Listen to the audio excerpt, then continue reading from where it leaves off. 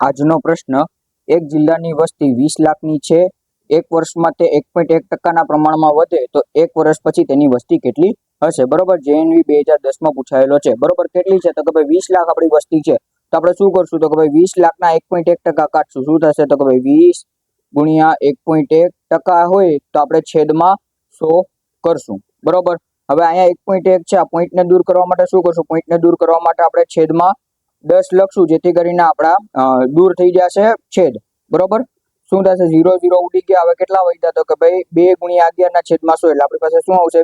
11 દુ 22 ના છેદમાં 100. પોઈન્ટ આપણે કાપશું તો કેટલો મળશે? 0.22 આપણે મળશે. હવે આપણી 20 લાખની વસ્તી હતી.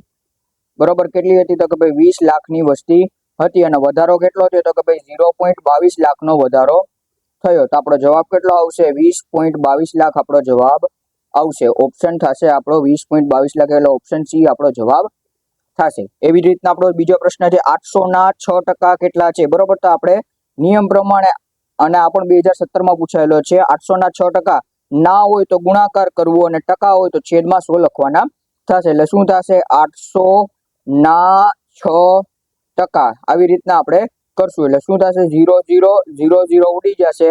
8 6 48, એટલે આપણો જવાબ કેટલો આવશે? 48. ઓપ્શન બી આપણો જવાબ આવશે. બરોબર, આ પ્રશ્નનો જવાબ તમારે કમેન્ટ કરવાનો છે, અને આવા જ પ્રશ્નો માટે ફોલો કરો ઇન્સ્ટા અને યુટ્યુબ પર. અને વિડીયો ગમ્યો હોય તો લાઈક કરી શેર કરવાનું ભૂલતા નહીં. જય હિન્દ, જય ગરવી ગુજરાત.